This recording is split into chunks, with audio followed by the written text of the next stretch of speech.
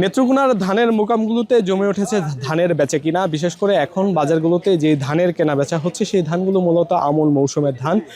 কৃষকরা ধানগুলো ঘরে তোলার পর সেই ধানগুলো কিন্তু এখন পর্যায়ক্রমে কিন্তু বাজারে তুলছেন। তবে বাজারে সবচেয়ে দরদামে যেই ধানগুলো বিক্রি হচ্ছে সেগুলো হচ্ছে সুগন্ধি ধান।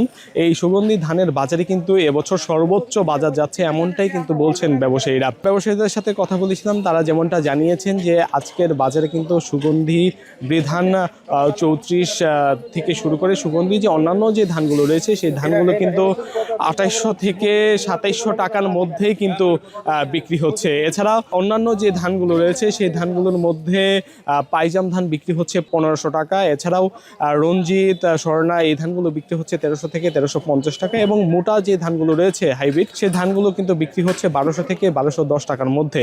মূলত ব্যবসায়ীরা বলছেন এখন বাজারগুলোতে সর্বোচ্চ বাজার যাচ্ছে। এই বাজার আরও কয়েক মাস স্থায়ী থাকবে এবং যারা কৃষক রয়েছেন কৃষকরা কিন্তু এখন বাজারে ধান এনে কিন্তু আসলে সর্বোচ্চ দামই পাচ্ছেন। তবে এখন বাজার কিন্তু সুগন্ধি বা ধানের বাজারটাই একেবারে সর্বোচ্চ যাচ্ছে। এই ধান গত বছর দেখেছি যে আসলে 1700 থেকে 1800 টাকার মধ্যে কিন্তু বিক্রি হয়েছে। তবে এবছর কিন্তু আমরা ভিন্ন চিত্র দেখছি যে আসলে সুগন্ধি ধান রপ্তানি হওয়ার ফলে কিন্তু এই নেত্রকোনার বাজারগুলোতে কিন্তু সুগন্ধি ধানের ভালো একটি দরদাম যাচ্ছে। কৃষক যারা রয়েছেন তারা বলছেন যে এবছর সুগন্ধি ধান করে তারা অনেকটাই লাভবান এবং ব্যবসায়ীরা বলছেন মুকামগুলোতে চাহিদা থাকার ফলেই কিন্তু বাজারগুলোতে সুগন্ধি ধানের চাহিদা বেশি এবং দরদামও কিন্তু ভালো যাচ্ছে।